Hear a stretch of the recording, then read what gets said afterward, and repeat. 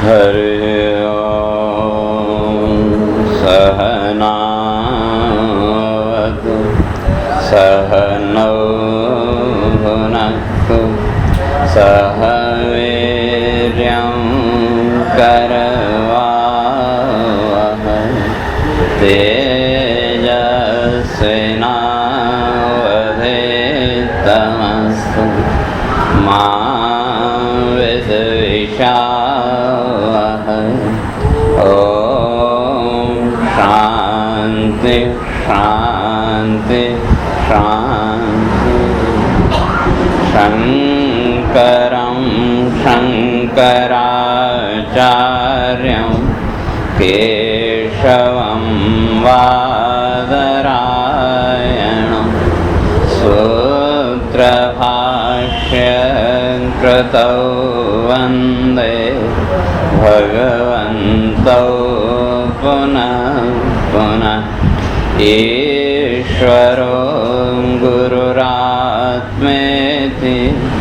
मूर्तिभेदविभागिने व्योमवद्व्याप्तदेहाय दक्षिणामूर्तये नमः। ओम शांति शांति शांति।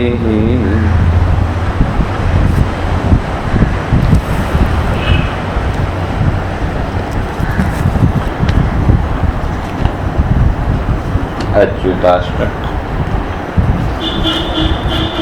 ओम अच्युतं केशवं रामनारायणं कृष्णदामोदरं वासुदेवं हरिं श्रीधरं माधवं गोपिकावल्लभं जानकीनायकं रामचन्द्रं भजे। अच्युतं केशवं सत्यभामाधवं माधवं श्रीधरं राधिकाराधितं इन्दिरामन्दिरं चेतसा सुन्दरं देवकी नन्दनं नन्दजं सन्दधे। विष्णवे जिष्णवे सङ्खिने चक्रिणे रुक्मिणे रागिणे जानकी जानये वल्लवी वल्लभायार्चितायात्मने कंसवेध्वंसिने वंसिने ते नमः। कृष्ण गोविन्द हे राम नारायण श्रीपते वासुदेवाजित श्रीनिधे। अच्युतानन्त हे माधवाधोक्षज द्वारकानायक द्रौपदी रक्षक। राक्षसक्षोभित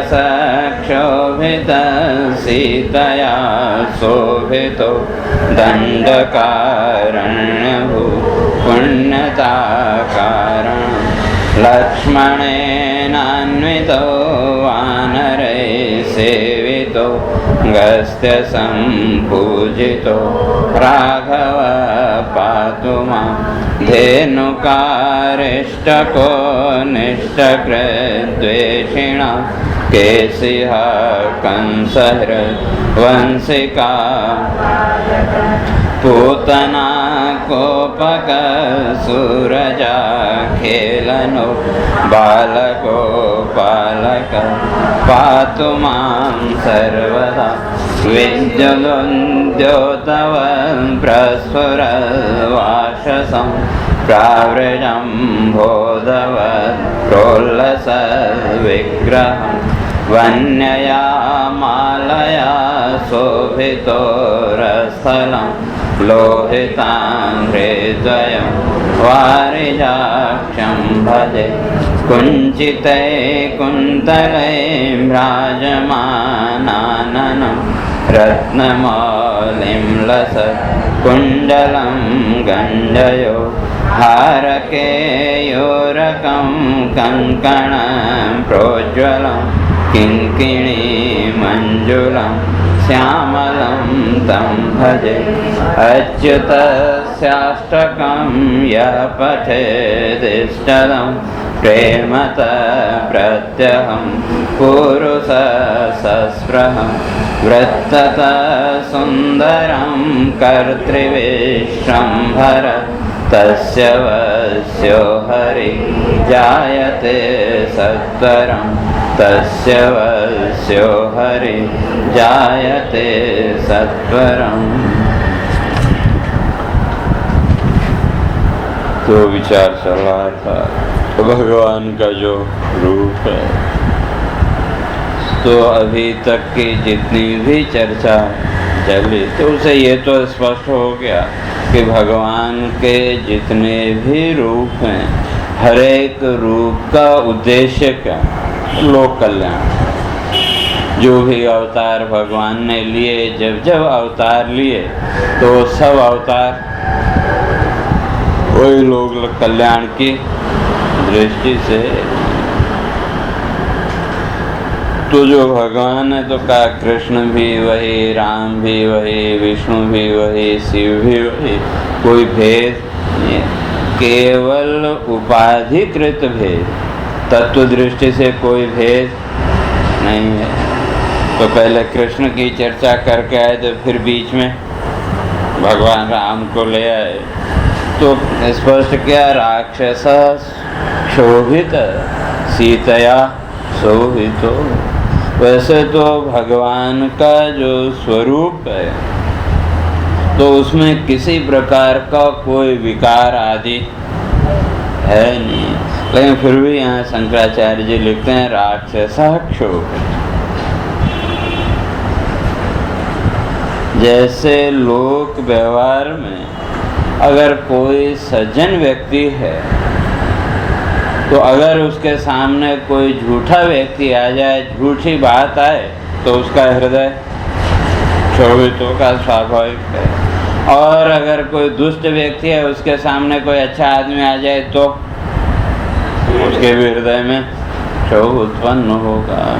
तो ये राक्षस क्षोभित, तो ये जो राक्षस या सीधे सीधे कहें तो जो राक्षसी वृत्तियां हैं, तो ये वृत्तियां उस आत्मानंद में क्षोभ पैदा करने वाली। जो भी वृत्तियां, जैसे जीवन का विचार करके देखो, जब कोई अच्छी वृत्ति आई, कोई अच्छा विचार आया, पुण्य का विचार आया, भले ही आपने उसको किया या नहीं किया, लेकिन विचार मात्र से आपके चित्त में प्रसन्नता आती है कि, और कभी कोई ऐसा दूषित विचार आ जाए तब विचार मात्र से आपका जो चित्त है वो विचलित हो जाता है, विक्षेप आता है। तो उसी तरह से यहाँ भी कहते हैं राक्षस क्षोभित। तो ये जो राक्षस, जो असुर लोग हैं, तो उनको ले लो या आसुरी वृत्तियों को ले लो, तो कहते हैं उनके द्वारा क्षोभ प्राप्त होता है।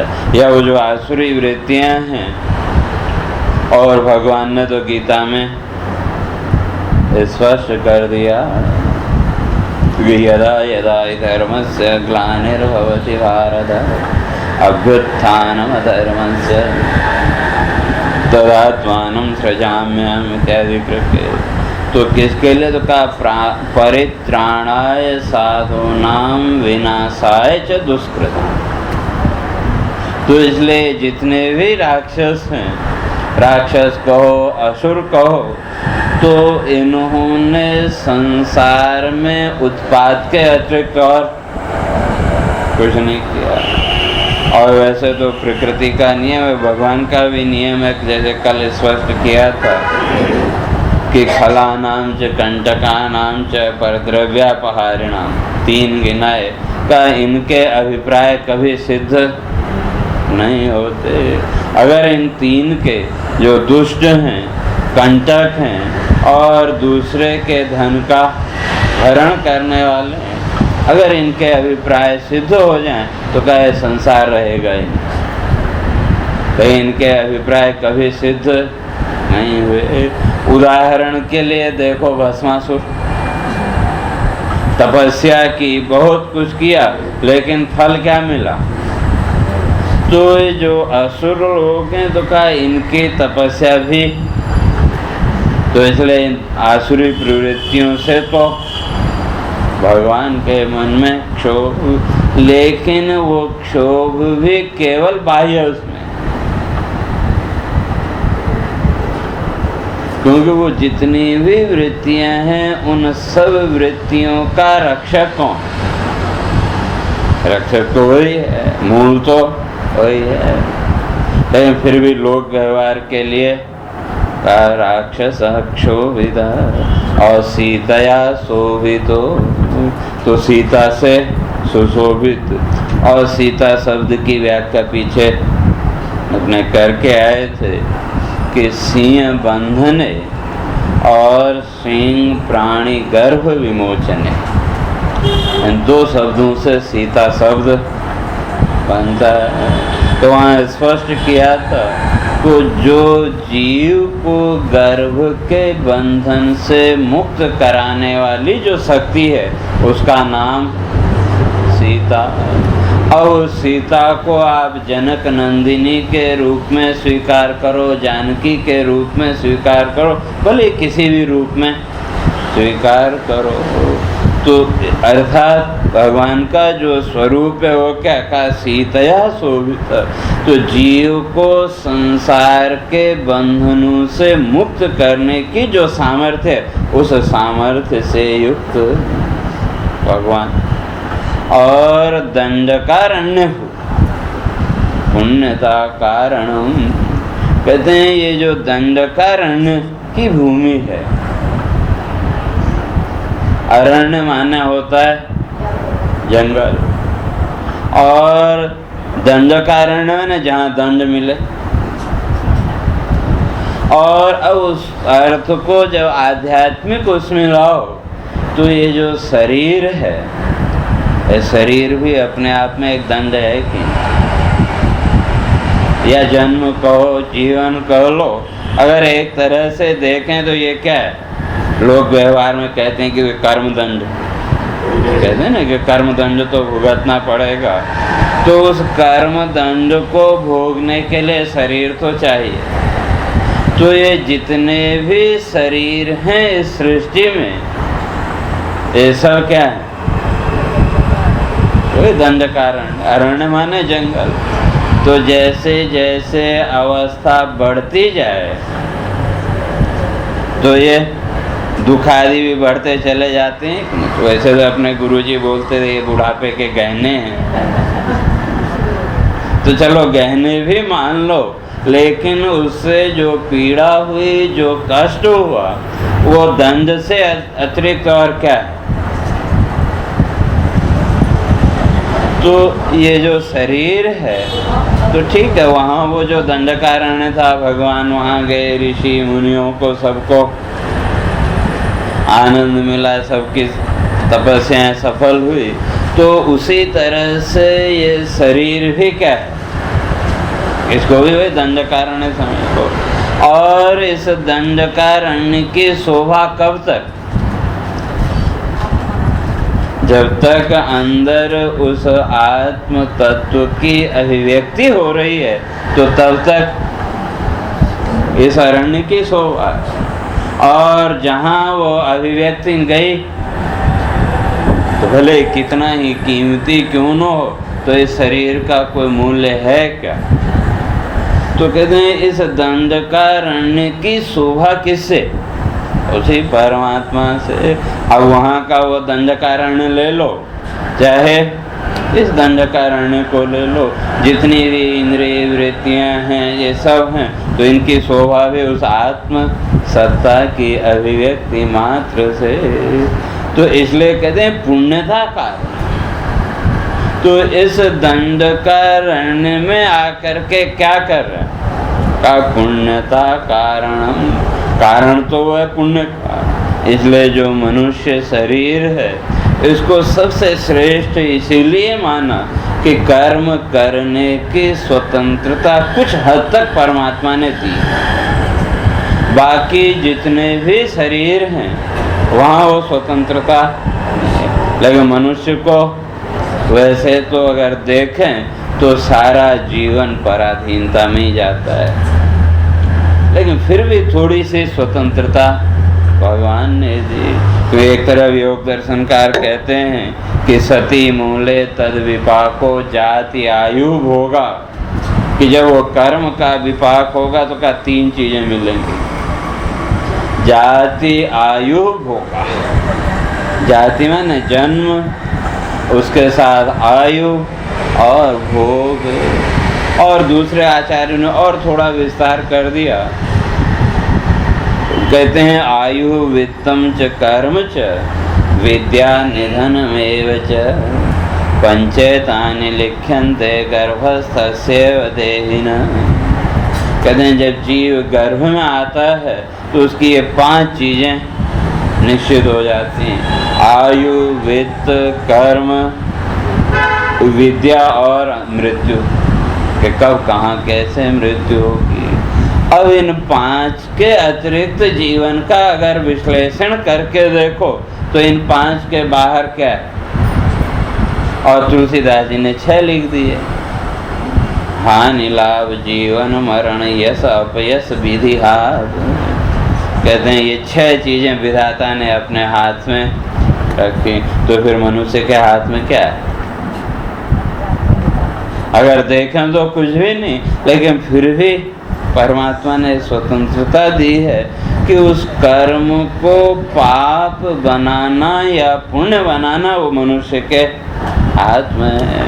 क्योंकि कर्म तो करना पड़ेगा, जैसा प्रारब्ध आएगा, चाहे वो सुख का हो चाहे दुख का हो, तो कहते हैं उसके अनुसार वो आपकी बुद्धि वृत्ति को मोड़ेगा। लिखा सहाया तादृशा एवं यादृशी भवितव्यता। और उस समय आपको सहायक भी वैसे ही मिलेंगे। अगर प्रारब्ध में सुख है, कुछ अच्छा होना है, तो आपको सहायक भी अच्छे मिल जाएंगे, और दुख है तो सहायक भी वैसे मिल जाएंगे। और भरोसा भी हम उन्हीं पे उस समय करते हैं। तो क्यों कहा कि वही प्रारब्ध जिसकी कल चर्चा कर रहे थे, वो सीता हरण की जो घटना है, तो वहाँ भी भगवान ने वही प्रारब्ध को ही दिखाया कि जैसा प्रारब्ध आएगा। और 3 प्रकार के प्रारब्धों की वहाँ चर्चा करके आए थे।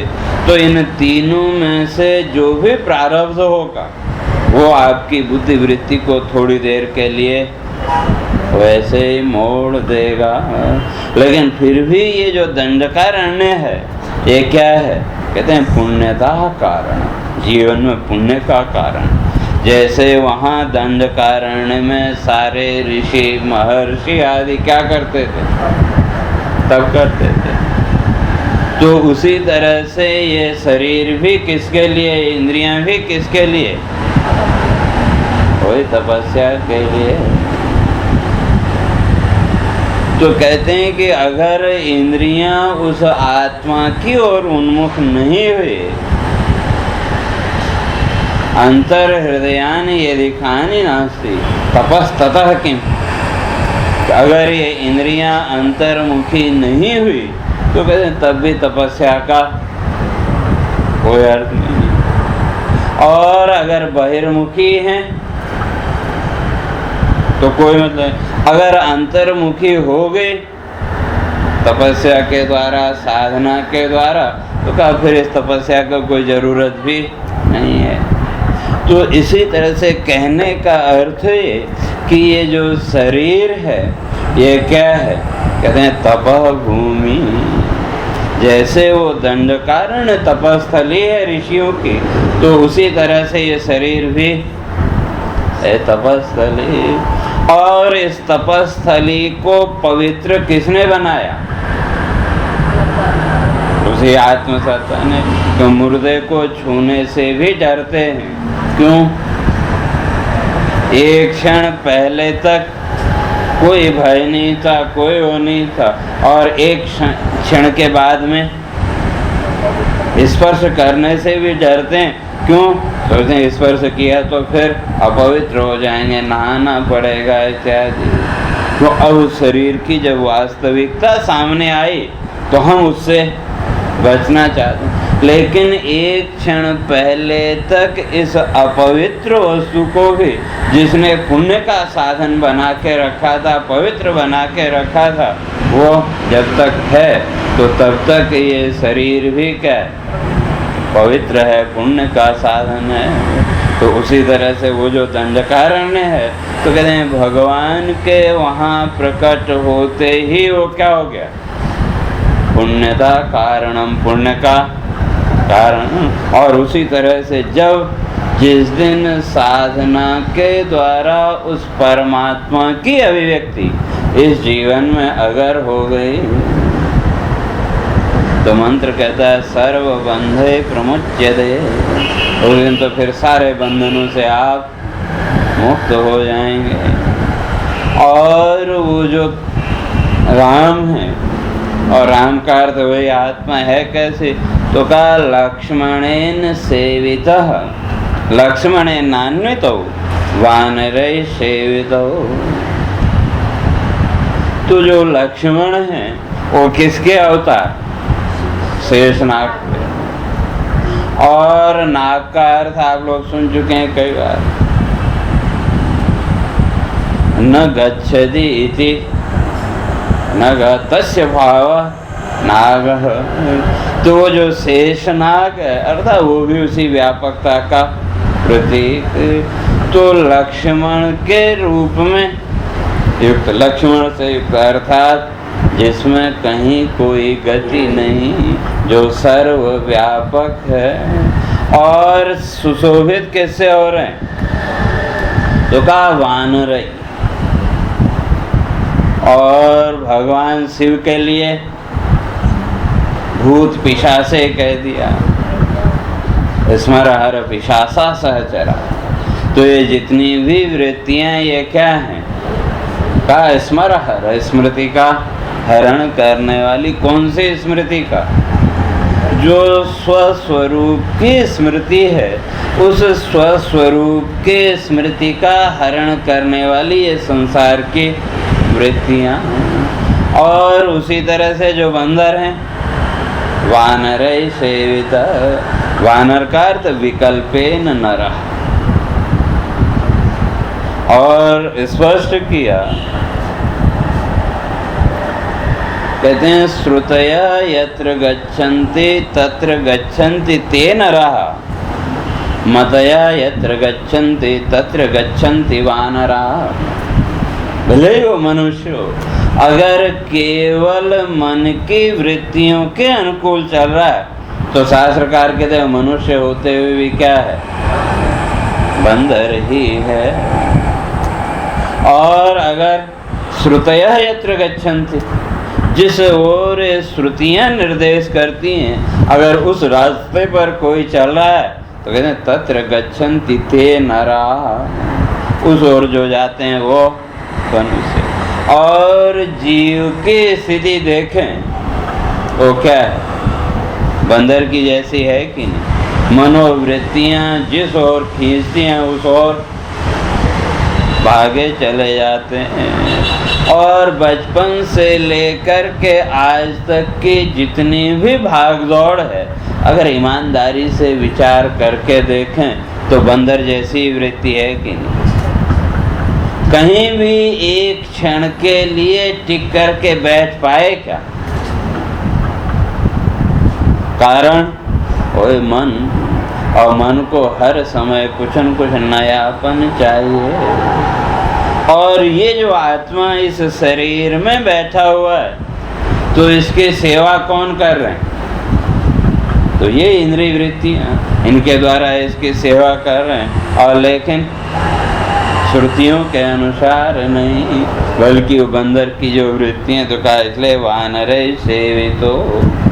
तो वहाँ भी बंदर आए थे, हनुमान जी आए थे, तो वो बंदर थे ऐसा नहीं, वो एक जाति विशेष, या जैसे भागवत आदि में भी आपने सुना है कि नाग कन्या आदि, और इधर मध्य प्रदेश में चले जाओ ये रतलाम नागदा की तरफ, वहाँ आज भी नागवंशी लोग, वो अपने टाइटल के आगे,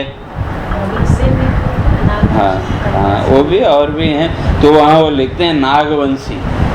तो नागवंशी का अर्थ क्या, वो नाग थे ऐसा नहीं है, बल्कि वो जो परंपरा है वो परंपरा। तो उसी तरह से भगवान के साथ ये जितने भी थे हनुमान जी आदि, ये सब बंदर नहीं थे तो मनुष्य ही, लेकिन वो गोत्र विशेष, वो कपि गोत्र आदि वो गोत्र विशेष, उसी तरह से ऋष आदि ये भी क्या है, वो गोत्र विशेष से संबंध रखने वाले।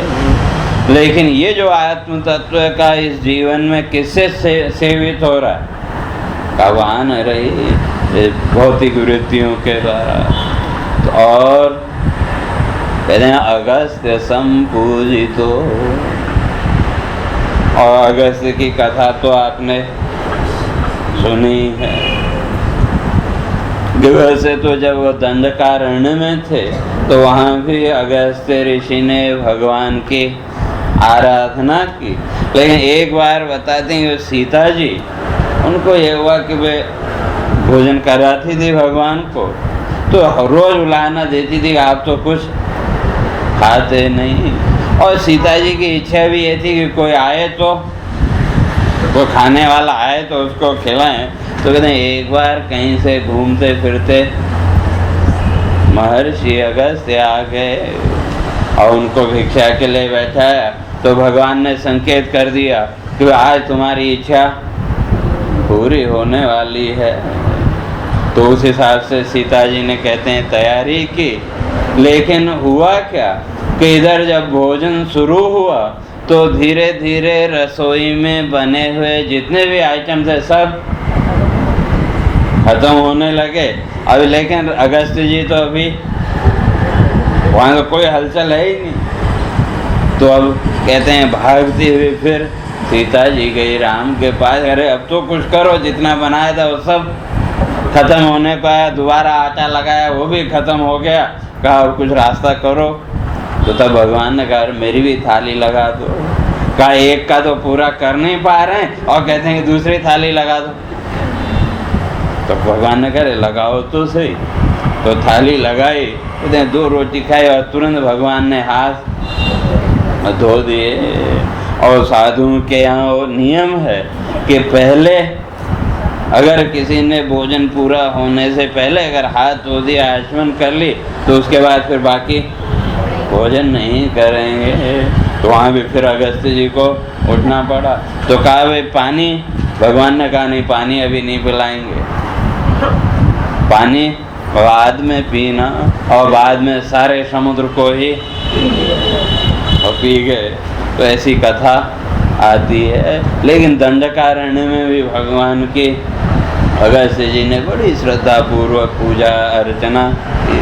तो अगस्त्य जैसे ऋषि के द्वारा पूजित, तो कहते हैं ऐसे जो भगवान हैं। और वो जितने भी राक्षस थे उन सब का सफाया किया कि नहीं। और कल कथा चल रही थी, चलते चलते हम लोग लंका तक पहुँचे थे। और लंका में जब युद्ध हुआ, अब प्रमुख योद्धा तो ये 3 ही थे, 4, रावण, कुंभकर्ण, मेघनाद और अहिरावण। अहिरावण भी बीच में। तो जब रावण हारने लगा तो अंत में क्या किया, सोचा कि वे कैसे जीते, तो उस अहिरावण को बुलाया। और वो रहता था पाताल लोक में। तो रात में विभीषण का वेश बना करके राम और लक्ष्मण को उठा के ले गया। वो भी भगवान की लीला थी। और सब सुबह जब उठे तो देखा कि वहाँ है नहीं। लेकिन वो विभीषण के रूप में आते हुए हनुमान जी ने देखा था, लेकिन वो समझे कि ये विभीषण है, बाहर से आ रहा है। तो सवेरे जब बातचीत हुई, कहा तुम आए थे ऐसा ऐसा, तो उसने कहा नहीं। तो अंत में रास्ता भी फिर विभीषण ने बताया। तो जब हनुमान जी पहुंचे पाताल में तो देखा राजमहल के दरवाजे पर दूसरा हनुमान खड़ा, उसका नाम था मकरध्वज। तो उससे पूछा, भाई तुम कौन हो? तो कहा मैं हनुमान जी का पुत्र हूँ। अब हनुमान जी को बड़ा, अरे भाई मेरा पुत्र कहाँ से ये पुत्र आ गया? तो वो घटना बताते हैं कि जब हनुमान जी लंका का दहन करने के बाद जब समुद्र में कूदे, वो जो ताप था उसको मिटाने के लिए, तो कहते हैं उसकी जो पसीने का वो था, वो जो है तो एक मछली ने, और पसीना जो है तो मछली ने निगल लिया, और उससे जो पुत्र हुआ उसका नाम मकर, और ताकत में वो भी हनुमान के बराबर। तो काफ़ी देर तक दोनों का युद्ध हुआ। तो अंत में फिर हनुमान जी उसको नागपाश में बांध के और अंदर गए, वहाँ से राम को मुक्त करके लाए। और जो युद्ध हुआ तो वो तो कहानी आपको पता ही है। लेकिन एक जगह मैंने पढ़ा था कि जो मेघनाथ है, जब लक्ष्मण जी को शक्ति लग गई, वो शक्ति भी क्या थी कि 12 साल तक सोए नहीं थे, तो निद्रा तो पूर्ण करनी थी। तो एक दिन में वो निद्रा, वहाँ मूर्छा के रूप में भगवान ने वो निद्रा पूरी की। क्यों? अगर नींद आ जाए ये लड़ते लड़ते तो मामला गड़बड़ है। तो इसलिए इच्छा थी कि भाई थोड़ा विश्राम तो होना चाहिए। तो विश्राम देने के लिए वो लक्ष्मण मूर्छित होने की वो भी एक लीला। और उसके बाद जब वो फिर पुनः उठे तो अब जो मेघनाथ था वो यज्ञ करने चला, विश्वजीत यज्ञ। और वो यज्ञ अगर उसका सफल हो जाता तो फिर उसको इस दुनिया में हराने वाला कोई नहीं था। और ये खबर मिली राम की सेना को गुप्तचरों से, गुप्तचर तो रहते ही हैं। तो जब खबर मिली तो अब वो जगह कहाँ है, कहाँ वो यज्ञ कर रहा है, तो विभीषण के अतिरिक्त और कोई जानता नहीं था। तो फिर भगवान ने विभीषण और लक्ष्मण को, इन दोनों को भेजा वो यज्ञ ध्वंस करने के लिए। और ये दोनों जो गुप्त रास्ता था उस रास्ते से वहाँ के, जब वो यज्ञ कर रहा था तो इन्होंने बाहर से घेरा डाल लिया। तो वहाँ लिखा है कि लक्ष्मण ने, वो जो मेघनाथ था, तो उसने कहा कि भाई मुझे जो है तो अपने अस्त्र तो लेने दो, मैं अपने शस्त्र ले लूं फिर युद्ध करो तो तब बात है। तो उसका यज्ञ ध्वंस किया और वहाँ उसको फिर मारा, ऐसा भी कहीं उल्लेख आता है। अब सच्चाई तो भगवान जाने कि वे कैसे मारा, क्या मारा। ये जो रामायण की कथा से हट कर के एक कथा है। और मेघनाथ को भी मारा, उसके बाद फिर रावण को मारा, और उसके आगे की कहानी तो पहले वो सीता आदि की वो सुना क्या है।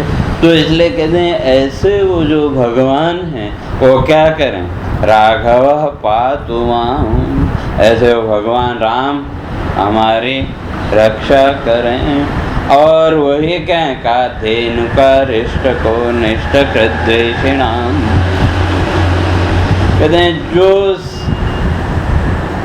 अनिष्ट कृद्वेषिणा, जो पुण्यात्मा हैं उन पुण्यात्माओं का जो अनिष्ट करने वाले हैं का उनके जो शत्रु हैं। और उन्होंने कृष्णावतार में उन सब असुरों को जो वहाँ बच गए थे रामायण काल में, उन सब को यहाँ द्वापर में कृष्ण के समय में उन सबको मुक्त किया। तो कहते हैं पहले धेनु का रिष्ट और ये सारे जो असुर हैं इन सबको तो भगवान ने मारा। और धेनु की ये भी राक्षस था और वो गधे के रूप में वन में रहता था, पूरा उसका साम्राज्य था। उसको कैसे मारा? तो कहते हैं दोनों टांगे पीछे पकड़ के पचका पेड़ पे तो वो मर गया। और कहानियाँ तो आप लोगों को सब ये पता है। तो इसलिए कहते हैं उसी तरह से जो केशी है, केशी राक्षस वो कंस का भेजा हुआ, और ज्यादातर असुर तो कंस के ही भेजे। लेकिन ये उद्धार की वृत्ति कहाँ से शुरू हुई? तो कहते हैं पूतना को बका, सबसे पहले पूतना। और जहाँ परमात्मा की अभिव्यक्ति है वहाँ अविद्या रह नहीं सकती। इसलिए जो पूतना है उसको अविद्या का स्वरूप माना, अज्ञान का स्वरूप माना। और जब पूतना आई तो उस समय भगवान ने अपनी आंखें बंद कर ली। तो जो आंखें बंद की थी उसके ऊपर विचारकों ने अलग अलग तरह की कल्पनाएं की। तो कईयों की कल्पना है कि भगवान तो साक्षात प्रकाश रूप ज्ञान स्वरूप है और उस ज्ञान के सामने अज्ञान टिक नहीं सकता। तो इसलिए भगवान ने अपनी आंखें बंद कर ली। क्यों? कि अगर आंख खोल दी तो वो जो तेज है उस तेज के सामने तो ये टिक नहीं सकती। ये तो दृष्टि पड़ते ही क्या हो जाएगी? भस्म हो जाएगी। और जब दृष्टि पड़ते ही भस्म होगी तो फिर लीला कहाँ से होगी? इसलिए उसको कहा ना भगवान को लीला तांडव पंडित है। कृष्ण क्या है? का लीला तांडव पंडित है। तो जितनी भी लीला है कौन सी का? तांडव लीला। और उस समग्र तांडव लीलाओं का जो पंडित है वो कृष्ण। और जो लीला तांडव पंडित है तो अब उसके सामने उसको जब लीला कर रहा तो अपने ढंग से, या कईयों ने वो किया कि भाई ये तो पाप रूप है, जो पूतना है उसको पाप रूप माना। तो इसलिए कहा भगवान के सामने तो पाप कुछ टिक नहीं सकता। इसलिए वहाँ भी भगवान ने अपनी आँखें बंद कर ली। और कईयों ने कल्पना कि भगवान जानते तो थे कि वे ये अपने स्तनों में कालकूट विष लगा के आई है। तो सोचा कि ये जब मारने आई है तो मृत्यु को क्या देखना, मृत्यु का रूप बन के आई है तो इस मृत्यु के रूप को क्या देखना। तो इसलिए भी वो आंखें बंद कर ली। अपने अपने अनुसार बहुत से विचारकों ने वहाँ वो कल्पना की है।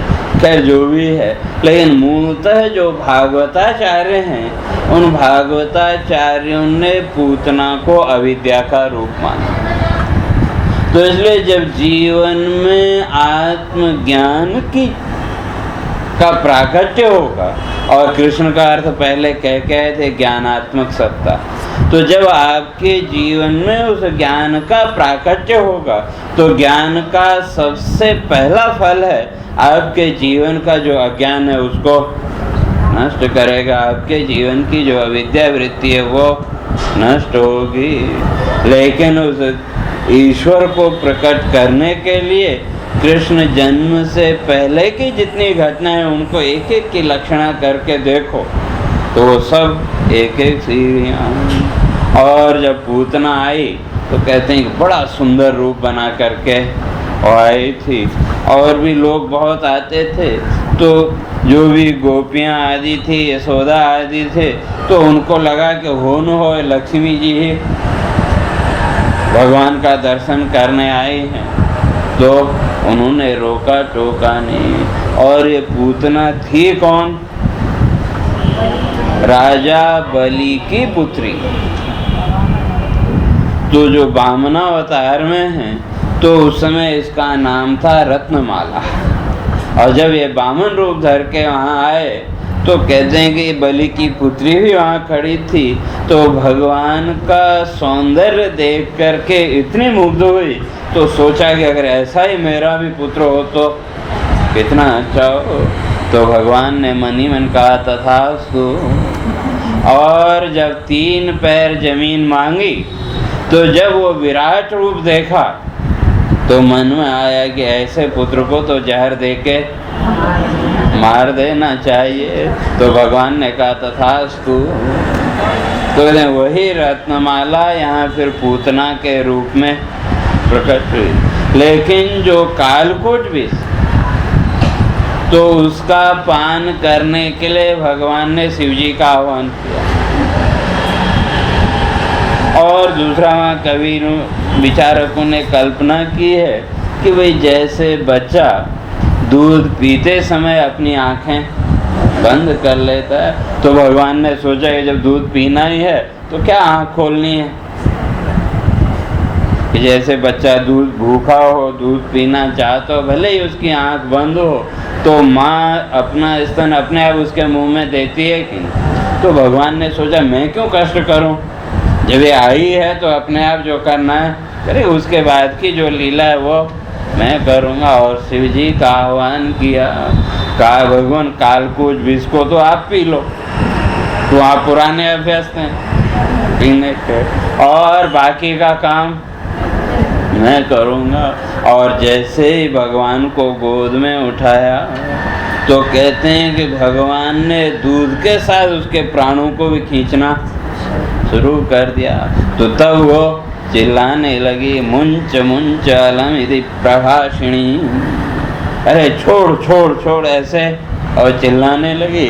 लेकिन भगवान का तो नियम है कि एक बार जब पकड़ लिया तो फिर तो छोड़ने वाले है नहीं। तो और इतने उसको पीड़ा हुई, तो कहते हैं जीव मरमणि, उसको ऐसे लगा कि अब तो मेरे प्राण ही निकल जाएंगे। और पीड़ा इतनी असह्य हुई, तो कहा वो अपने रूप को छिपा नहीं सकी, तो उसका जो अपना असली रूप था वो प्रकट हो गया। और अंत में मरी। तो जब मरी तो बहुत विशाल का कितना 4 योजन तक वहाँ भागवत में लिखा है कि वो सब पेड़ पौधे आदि सब तोड़ती चली गई। और उनकी छाती में बैठा हुआ छोटा सा बालक, तो वहाँ कवि ने कल्पना की कि भगवान उस समय खेल रहे हैं, तो क्या कह रहे हैं। तो वहाँ स्पष्ट लिखा स्तनंधयस्य स्तन एव जीविका, का जो छोटे बच्चे हैं उनका जीवन तो क्या है, स्तनपान, दुग्ध ही उनका जीवन है। तो अन्न खिलाओ नहीं खा सकते, तो इसलिए केवल दूध ही उनका। और दूध पिलाने कौन आया, दत्तस्त्वया स्वयं आनने मम, और वो स्तन तो तुमने स्वयं मेरे मुंह में दिया, मैंने तो कुछ किया नहीं। और उसके द्वारा क्या हुआ, माया च पीता, कि तुमने मुझे पिलाया दूध, मैंने पिया, और अब इसमें तुम मर गई तो मेरा क्या दोष, मैंने तो कुछ किया नहीं। तो कभी ने कल्पना की वहाँ खेलते हुए भगवान यही भाव व्यक्त कर रहे हैं कि भाई मेरा इसमें कोई दोष नहीं, दूध पिलाने तुम आई और मैंने विरोध भी नहीं किया, मैंने पिया, मेरा दूध पीने से अगर तुम्हारी मृत्यु हो गई, मृयते यदि त्वया, अगर तुम मर गई, किम ममांग, इसमें तो मेरा कोई दोष है नहीं। स्वयमेव कथ्यता, कहा तुम ही बताओ अगर मेरा कोई दोष हो तो ऐसे कवियों ने कल्पना की। तो वहाँ भी भगवान अपने आप बच गए। तो अविद्या का नाश, और उसके बाद फिर सकट भंजन तृणावर्त।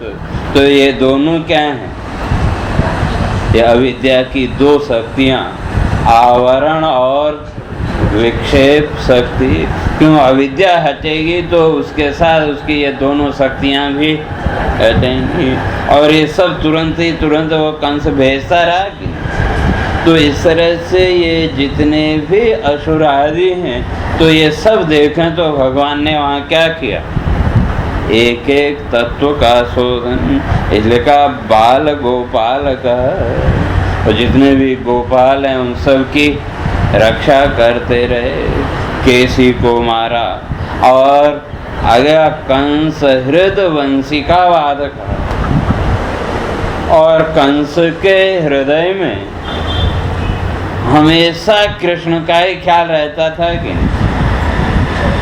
24 घंटे उठते जागते हर जगह उसको कृष्ण ही। तो कंस के हृदय में कृष्ण की बंसी, मतलब कृष्ण की जो छवि है उसको स्थापित करने वाला भी कौन? वही भगवान कृष्ण। अगर वो नहीं चाहते तो ये कभी हो नहीं सकता था। क्यों कि भागवत में आता है कि जब पहली बार बचाया वसुदेव ने, जब समझाया तो कंस मान गया, नहीं मेरे को तो डर 8वें बच्चे से। लेकिन फिर नारद जी आ गए बीच में और फिर उसका मति भ्रम करके और चले गए। क्यों? वो भी जरूरी था, नहीं तो उसके पापों का घड़ा भरता नहीं, और वो पापों का घड़ा नहीं भरता तो मरता नहीं। तो इसलिए कहते हैं उस कंस के हृदय में भी अपनी बंसी की धुन। तो जैसे और लोगों को बंसी की धुन सुनते ही आनंद होता था, वैसे ही कंस के हृदय में कृष्ण का नाम सुनते ही एक भय का संचार। इसी तरह कहते हैं और सूरजा खेलनो, सूरजा है ना यमुना की पुत्री, और सूर्य पुत्री यमुना यम की बहन। और भगवान का जो क्रीड़ा स्थल है वो क्या है? वो यमुना तक। तो यमुना जी भी काली, जो जल है वो भी काला, और यमुना जी का एक दूसरा नाम है कृष्णा, और ये कृष्ण। तो वहाँ कहते हैं कि जब ये नंद जी वसुदेव जी इनको लेके जा रहे थे तो यमुना जी सोचने लगी कि ये तो भगवान का रूप है, नाम भी इनका कृष्ण है और मेरा नाम भी कृष्णा है, तो अब रास्ता देना है, और मेरा जो जल है वो भी कृष्ण है। तो कहा कि भी कहीं ये मेरे को यमराज की बहन समझ के तिरस्कार न करे।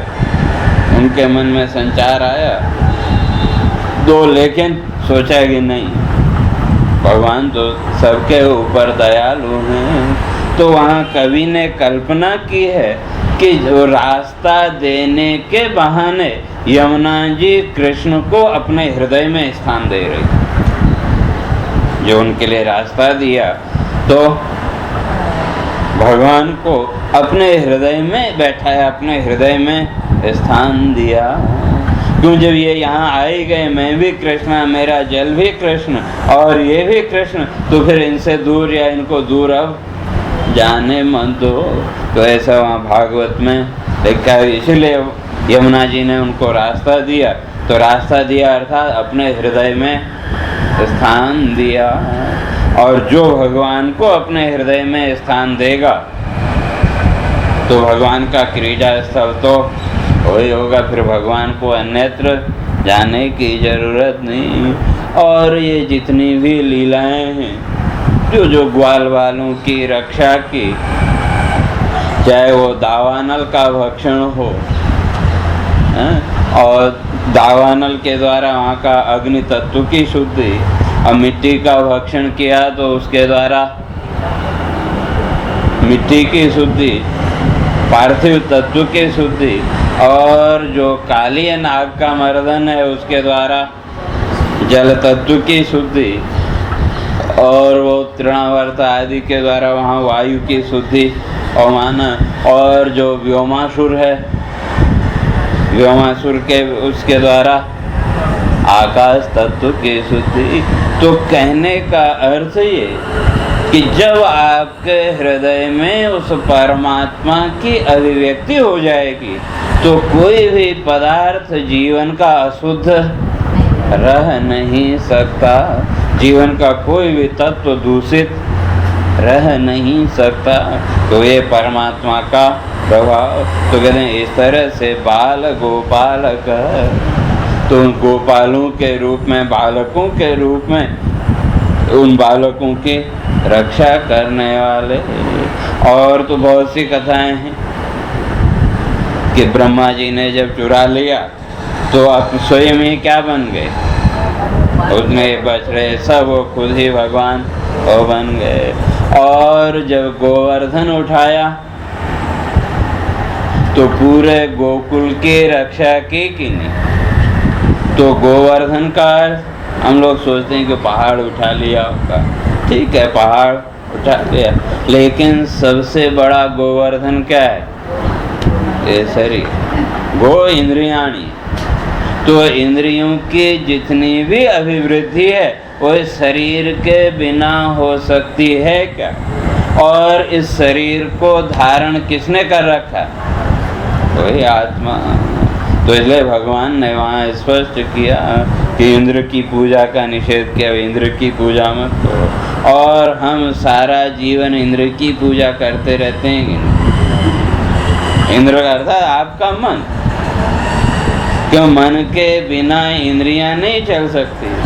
और मन के विरुद्ध थोड़ा सा काम करके देखो मन कितना उत्पात मचाता है, और ज़्यादा नहीं तो सुबह जब ध्यान में बैठे या साधना में बैठे सारा दिन मन उत्पात नहीं करेगा, लेकिन जब साधना में बैठे तो जरूर उत्पात करेगा।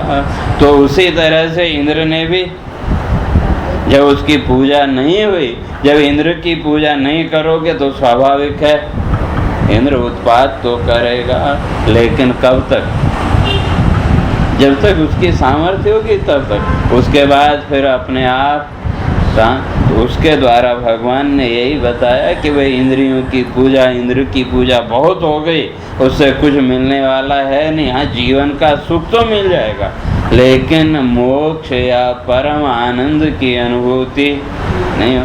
तो इसलिए किसकी पूजा करो, खाओ जो गोवर्धन है, जो इस गोवर्धन पर्वत को धारण करने की सामर्थ्य रखता है। तो उस आत्म तत्व की पूजा करो तो कल्याण होगा, और नहीं तो कहते हैं जीवन का प्रवाह तो ऐसे ही चलता रहेगा। तो इसलिए कहते हैं ऐसा वो जो तत्व का पातु माम सर्वदा, ऐसा वो जो तत्व है वो हमेशा पातु रक्षतु, हमारी रक्षा करे। और उस परमात्मा का जो स्वरूप है, रूप कैसा है, और इस अच्युताष्टक का जो फल है वो फल क्या है, तो उसकी चर्चा अपने इस सत्र के अंतिम प्रवचन में कल करेंगे। अब सीधे होके बैठे।